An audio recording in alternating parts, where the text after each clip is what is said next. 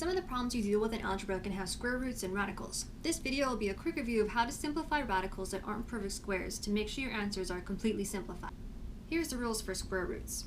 Number 1, reduce your radicals. Make sure there are no perfect square factors underneath the square root sign. We'll get to how to do that in a second.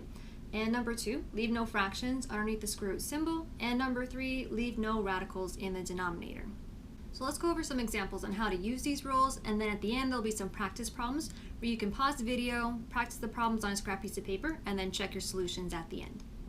Alright, so let's take a look at the square root of 108. This is not a perfect square, so it is going to stay as a radical, but let's see if we can simplify this any further. I'm going to do the prime factorization method and make a little factor tree. This is just one way of doing it. This is even, so I know that 2 is going to divide into it, and then if I divide, that would give me 54. Now 2 is prime, so I'm going to circle that one so I don't forget about it later.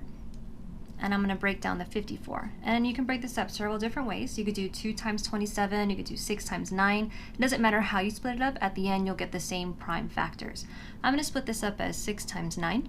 And 6 I can break up further. I can do that as 2 times 3. And 2 and 3 are prime, so I'm going to circle those. And then 9 I can split up as 3 times 3. And the 3's are prime, so I'm going to circle those. Now, for this method, to reduce this radical 108, since it's square root, I'm going to look for pairs. So I have a pair of 2's right here. So that means I'm going to have a 2 outside of the radical. And I also have a pair of 3's. So that means I'm going to have a 3 outside the radical. And I'm going to split these up with the multiplication sign. And then there's 1 3 left over with nothing else to pair it up with. So that means it's going to stay under the radical. Think of it like it's lonely, has nothing to pair up with, so hug it with that square root symbol. Then our final answer, I'm just going to multiply these numbers out front. 2 times 3 gives you 6. So my answer is 6 square root of 3, or 6 rad 3. So this is just one way of doing it. Let's take a look at another method.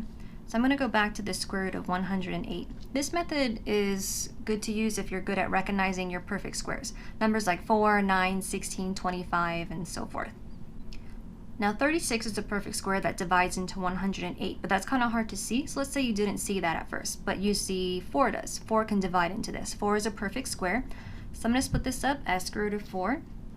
And if I divide, that would give me 27. So these multiply to 108. Now I chose 4 because it's a perfect square, because I can simplify 4 to 2.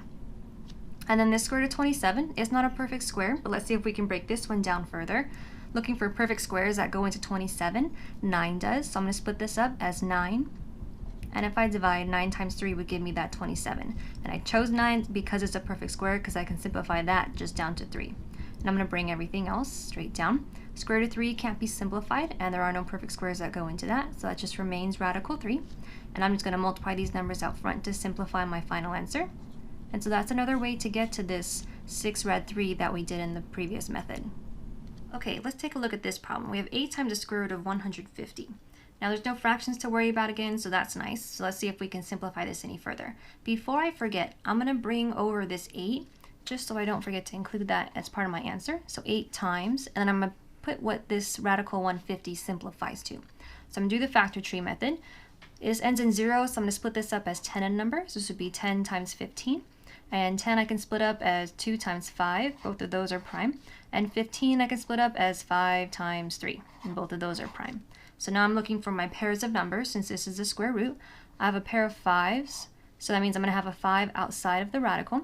And here's a 2, but there's no other 2, so that's going to remain under the radical, and same thing with this 3. So 2 remains under the radical, and the 3 remains under the radical. And I'm going to split them up with the multiplication sign, just like I did with everything that's on the outside. And then to simplify my answer, I'm going to multiply the 8 times 5, so that's what's simplified to 40. And on the inside of the radical, the 2 times 3 gives you 6. So I have 40 rad 6, or 40 square root of 6. Okay, for the other method, if you wanted to use to simplify this radical, this 8 rad 150, I'm going to bring down the 8. I'm just going to separate these with multiplication signs. And for 150, a perfect square that goes into that would be 25. So I'm going to split this up as 25 and 6. And so here's where this method becomes really nice, because I can simplify this and get to this answer really quickly. Because square root of 25 gives me 5, and I'm going to bring everything else straight down. 6 can't be simplified, so that's going to stay as a radical. No perfect squares to go into it. And then I'm just going to multiply these numbers out front. 40 square root of 6. So it's another way to get to the answer we got earlier. Now let's take a look at a problem where we have a fraction underneath the radical. So here we have 3/2 underneath the radical. I can't have a fraction underneath the radical, so to get rid of that, we're just going to split it up. We're going to square root the top and then square root the bottom. And then our last rule is we can't have a radical in the denominator, so we're going to do this thing called rationalizing the denominator. So all that you have to do to get rid of this radical 2 in the bottom is we're going to multiply top and bottom by square root of 2. And as long as these are the same, then I'm still going to have the same equivalent number. Alright, so multiplying, on the bottom, I have square root of 2 times square root of 2. Since these are both under the radical, we can multiply them. So that would give me square root of 4, which on the next line is going to give me 2. So now there's no more square root on the bottom. Now on the top, I have square root of 3 times square root of 2. These are both under the radical, so we're going to multiply them to square root 6. And then for square root 6, I can't simplify that any further. There are no perfect squares that go into this. And if I tried to make a factor tree, I wouldn't find any pairs of numbers. So it's just going to stay square root of 6. And then this is our answer. Do not divide these since the 6 is under the radical, but the 2 is not. Keep them separate.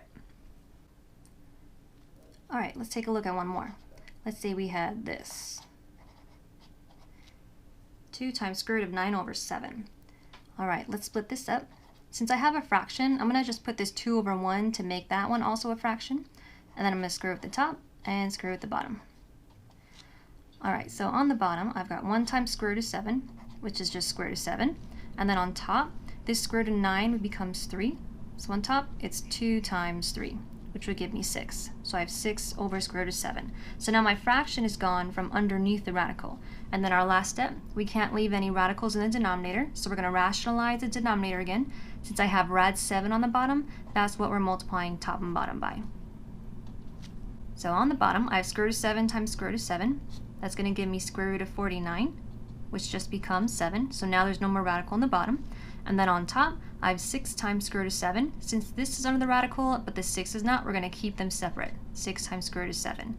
And then always just make sure, see if you can simplify what's under the radical any further.